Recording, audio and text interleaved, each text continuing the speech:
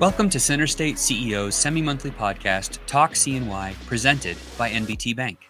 On Talk CNY, you get an inside look at the people, projects, and planning moving Central New York forward. I'm Andrew Fish, Senior Vice President of Member and Business Experience at CenterState CEO, Central New York's leading business leadership and economic development organization. And I'm Kate Hammer, Business Coach and Member at CenterState CEO. We are your hosts for Talk CNY. Take a moment right now to subscribe in your listening app for new episodes every other Wednesday. Here's the community problem we face right now. We've got to build a lot of housing fast and well, but we've got to build it fast. Regional growth is putting significant pressure on the Central New York housing market. How do we prepare for continued growth and ensure that the housing market doesn't create economic challenges for the region? To help us unpack this big question, we welcome CenterState CEO's Senior Vice President of Research, Policy, and Planning, Dave Mankiewicz. Welcome, David. Thank you so much for joining us today. First of all, we know that you have tremendous background and experience in leading issues that shape our community. I mean, the I-81 project and all the work that you have led through CenterState CEO and our members is a prime example of that. But when it comes to this topic, housing, tell us a little bit about your experience and what you've done leading into this particular topic.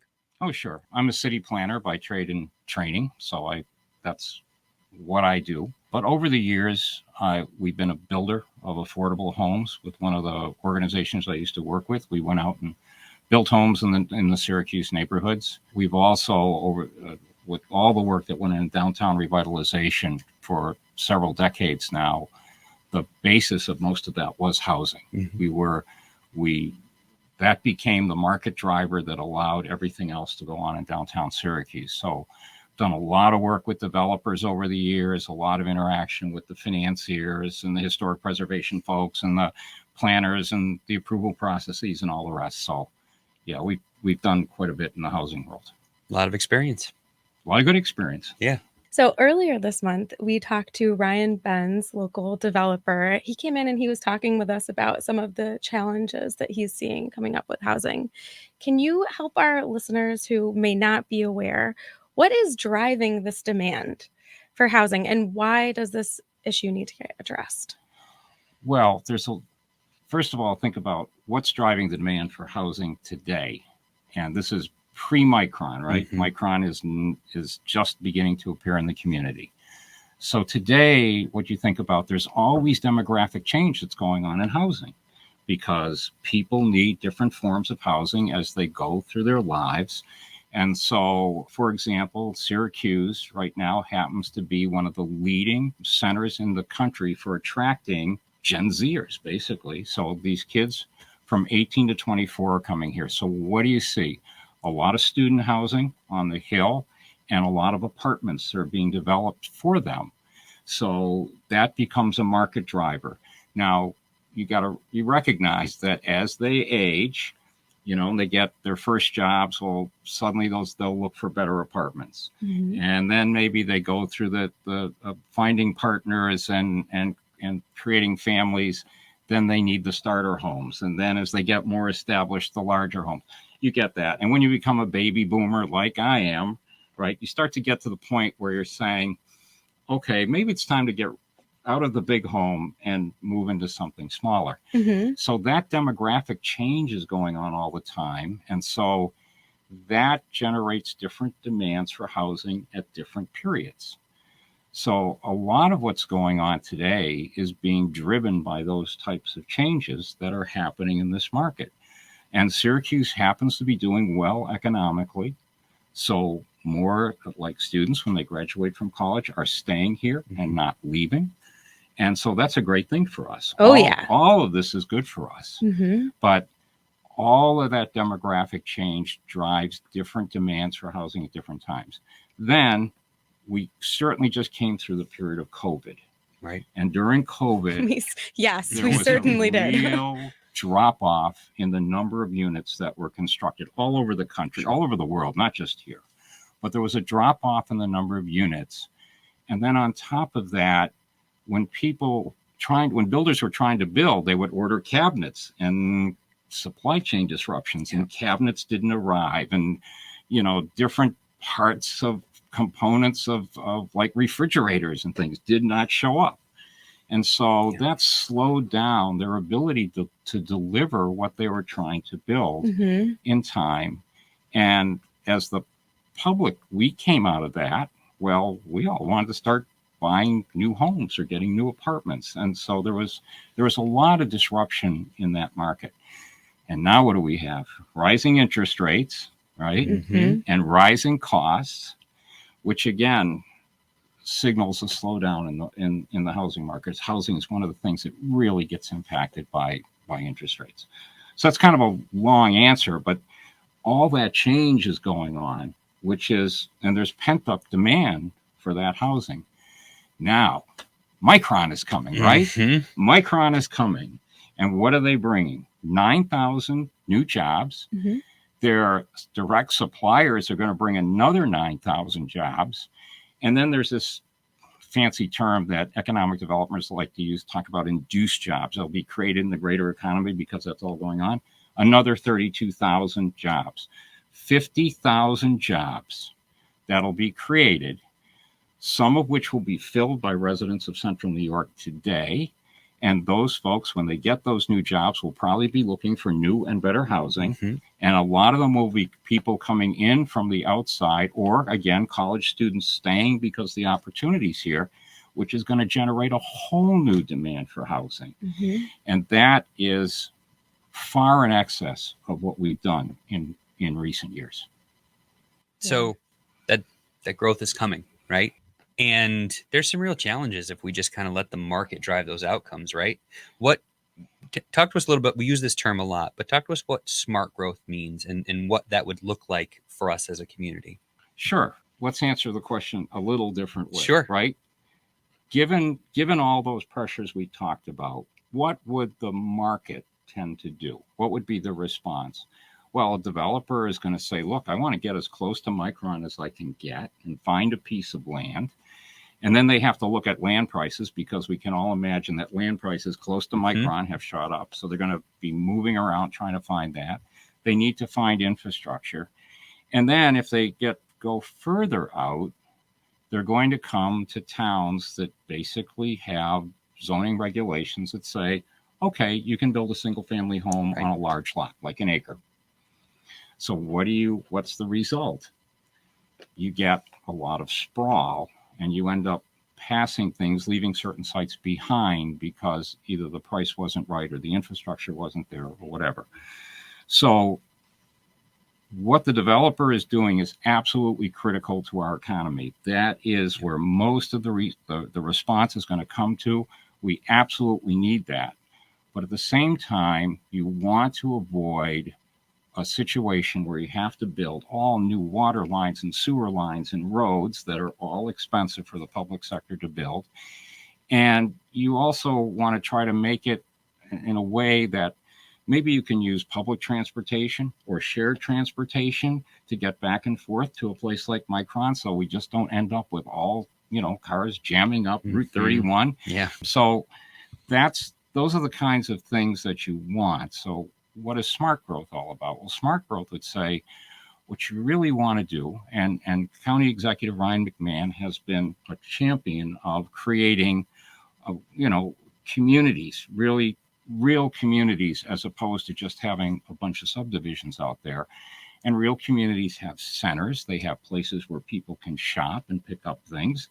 They have libraries. They may have town halls. They have all sorts of resources like that, but surrounding them is a concentration of housing. And oftentimes that could be in the form of apartments or condos, or a mix of that, and single family homes or townhomes or anything like that. That uses a lot less land. Okay. So you don't get the sprawl. You don't need to build so much infrastructure. And in this day and age, when we're trying to deal with things like global warming and we're trying to figure out how to reduce our carbon footprint, we want to really make sure that we're not having people drive forever to get to places. So that's kind of the essence of what smart growth is about. So there are going to be other zoning and permitting challenges that will come up. Can you speak a little bit more to that and to what we're going to be facing here in Central New York? Sure. The first issue is that a lot of zoning ordinances, and this is not, again, not just us, but it happens nationally, are out of date. Okay. They may have been adopted years ago. The city of Syracuse right now is going through its process. It's almost done with its rezoning, and it's working on its old zoning that was done back in the 1960s. That is actually very typical if you go around and look at a lot of our towns, that everything we just described in smart growth is not what is described in the zoning ordinance, because the zoning ordinance will generally say single family homes, large lots, strip development. You know, we have retailers running up and down a road, but they're not concentrated together. And that's what the zoning ordinance permits. So the developer goes into that environment and says, well, I want to do something that works with for example, Onondaga County's new plan. So I'm trying to build a community as opposed to, your standard subdivision. And then you run into planning officials who need to understand that, and you hear the term NIMBYism, not in my backyard, right? You have people who turn out and say, wait a minute, that I don't like that. I own a single family home and I don't want an apartment building next to me. And I think that's going to create a lot of traffic. And, I'm used to walking my dog through that field at night, and that's been a farmer's field for like years. And now suddenly there's going to be houses there and I won't be able to do that anymore. I mean, I know that sounds a little bit silly, but those tend to be the reaction that people give, because there's a lot of people who don't like change, and in this case are going to have to deal with sudden and significant change. So those are the challenges that are still there. And of course, the state, again, just having adopted what we call this, the CLCPA, we're struggling with new environmental regulations that are saying to developers things like, well, we don't want you building standard furnace systems and heating systems in the homes anymore. We want you to go into heat pumps. Suddenly builders got to go out and find a whole new supplier of heat pumps, which, are not easy to find in large numbers. So they're dealing with all these challenges too, and they're in an approval process. And I don't mean to like go at some of our friends who have to do this for communities, but our approval processes today include things like subdivision regulation and process that you have to go through. You have an environmental impact process. Yeah, you have to answer the questions about the traffic studies and how you're going to do that. They have to come back and get site plan review. They oftentimes have to get permission for the infrastructure connections that they need. They have to be able to prove that they can service infrastructure that they build. And then you get down to building permits, right? So there's this long approval process that can take months, if not in some cases years. And over that time, of course, things change. Costs change, prices change, desires of what people want change. So that is a real challenge to get through that process. And here's the community problem we face right now. We've got to build a lot of housing fast and well, but we've got to build it fast. And we are, when I say we, our communities are used to having a large amount of time. Let's have the engineers review that. Let them take a few months, then come back to us, and then we'll ask some more questions and ask for more studies. And I don't mean to belittle that, but we don't have the time anymore. Micron has made it very clear they are going to have the first building up and ready to go by the end of 2026. That is a very short period of time from now. And think about what the developer has to go through the build. Right. It's going to be 18 months before 2 years to get them to be able to, once they get on the site, to be able to build everything. Yeah. So right now, we have a problem. We have to be moving right now, not 2 years from now? And so that's the challenge. It's a big challenge, and you know, I mean, we've only scratched the surface of some of these complex issues, but you know, it's also part of the reason why, as an organization, we're putting together a housing task force, right? So, CenterState CEO, we oftentimes reach out to our members who are experts in this field. We convene them. What's going to be the role of our housing task force? Talk a little bit about that, and what do we hope to accomplish with it? Well, the great thing about CenterState CEO is that we have experts in all different parts of the process that it takes to build housing. Mm-hmm. We have home builders, we have developers, we have financiers, we have lawyers, we have architects and designers. And so we can call upon that private sector expertise and to try to help the community and all the decision-making bodies to think through the kinds of issues that are going to be faced that we just talked about. And so you have to be able to work out things. Whenever a developer goes in the community, there's almost always something that they don't agree about. So there's always things where perhaps we can help by helping find more financiers, or maybe there are some sources of public financing that could help in a project like in projects like this. Mm-hmm. So there are things that can be resolved that this group can bring its expertise to the table and try to resolve it. And everything we do, we do starting with a set of values. Right.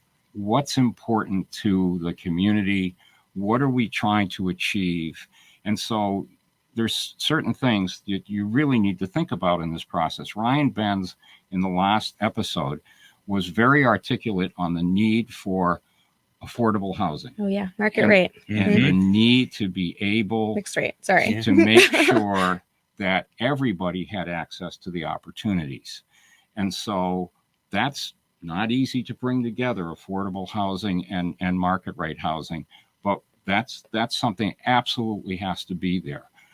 Again, we talked about the environmental challenge. We're all aware of that around here about and how the environment is changing. So what can we do when we build this to try to reduce those carbon footprints?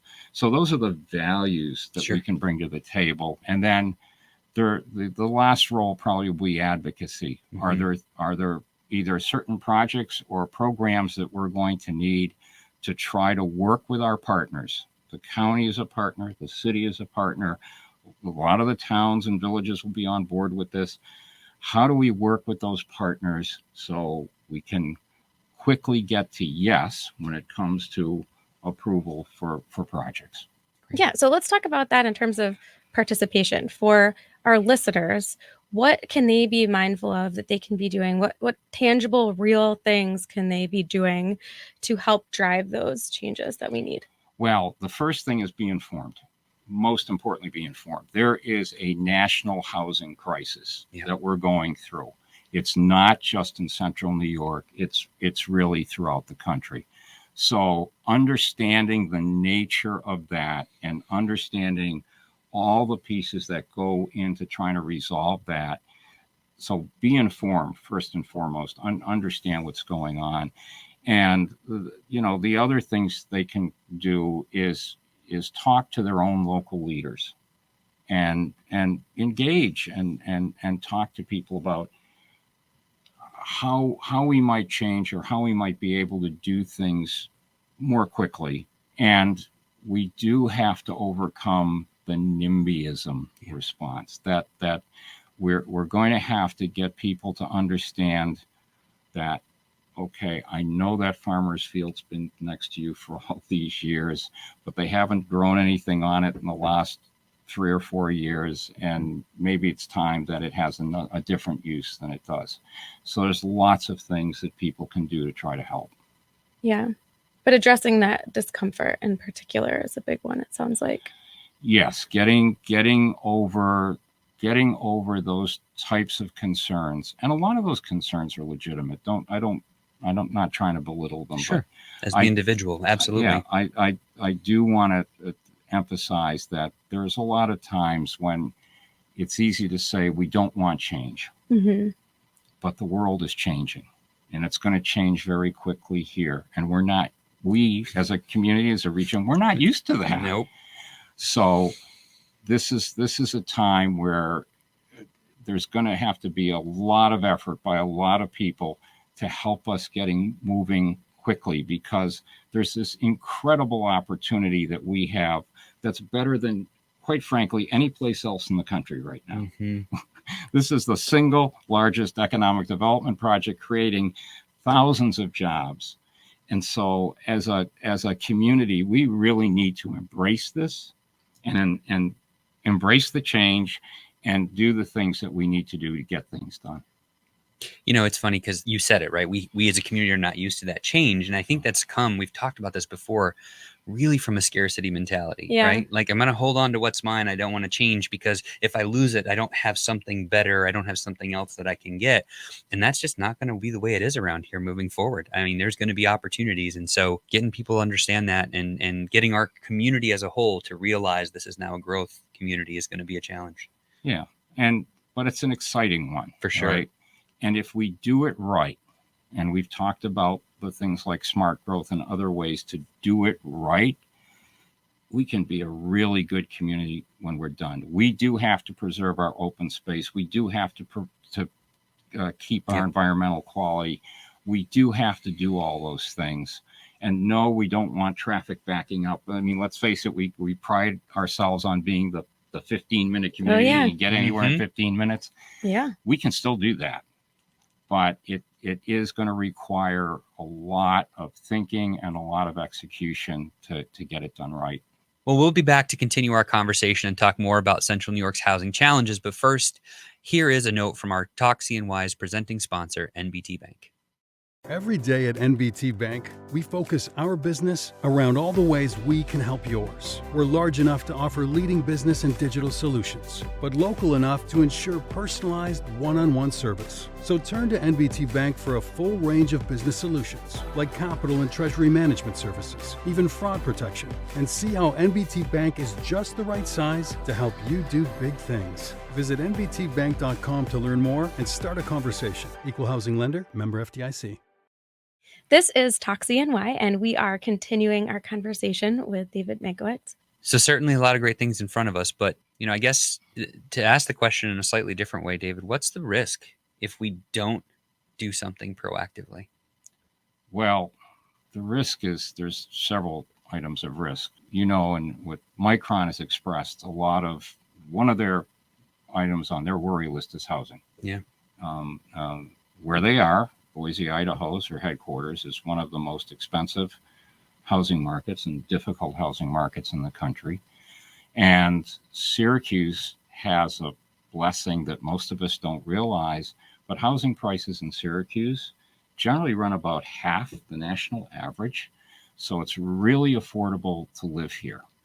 So the first thing is, although I know price appreciation is good for baby boomers, right, who may want to sell houses, it's not the best thing for younger people trying to start out and get their lives going.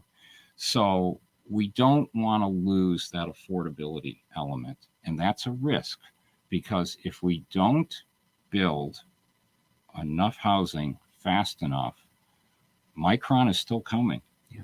Their employees are still coming. And when they do, they will come here and they will start buying up. And there are always houses for sale on the market. But the prices of those homes will start to rise, and probably rise more dramatically than in other places in the country.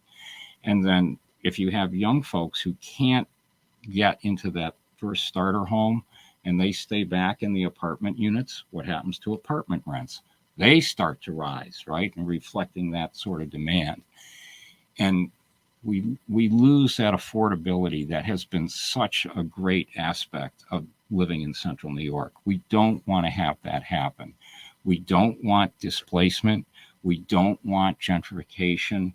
We don't want those kinds of things. So it's very important to do that. And then you think about the other wonderful attributes of Central New York, right? The open space. It's the waterfront, all those things that all of us use all the time. And you can take it for granted. And if we have sprawl as our response, which you could, then suddenly a lot of great things are going to disappear. A lot of that open space where the agricultural industry here has, is just kept a lot of places active, but still, wonderfully open and intriguing areas to go to. You could lose that because it could get pushed out. Sure. You could lose a lot of our public waterfront access because, the builders and developers are going to go where they can build. And a lot of times that may push them out into places that maybe we wouldn't rather see them build. So our environmental quality is at risk. Our prices are at risk. Our easy transportation could be at risk. And really what we have right now is an incredible opportunity for all the young people and the kids, because those folks who are going to work for Micron in the future, they're sitting in our high schools, in our junior high schools right now. They're our kids, our families. And for years, they have left this place to go find Microns somewhere else in the country. Instead, it'll be here. So we have to think about that. We really have to build this in a way that it provides a future for our kids, that is the wonderful attributes that we find in Central New York are still there when those kids are ready. I love that. The generation that stays. Mm-hmm. Yeah. It would be great. Well, David, thank you so much. I mean, incredible opportunity. Risks are clearly there, but don't have to be the end result if we can work together, come together around some of this smart growth and opportunity. Look forward to seeing kind of how we lean in on this work moving forward together. It will be exciting. Yeah. It will be a very interesting time to be in Syracuse, New York. Great. Thanks, David. Thank you. CenterState CEO's podcast, Talk CNY, is presented by NBT Bank and is available on clickcny.com and all major podcast platforms. After each episode, you can join us on Click. We will continue to chat about this topic and provide additional resources and links. In Click, you can also listen or watch every episode in the series of Talk CNY. Click is CenterState CEO's interactive digital chamber platform where our members connect, learn, and receive support from our staff. Join us in 2 weeks as we welcome David Cavaney, Regional President at NBT Bank. For new episode reminders every other Wednesday, be sure to subscribe in your favorite podcast listening app. If you're enjoying Talk CNY, consider leaving a quick review or 5-star rating.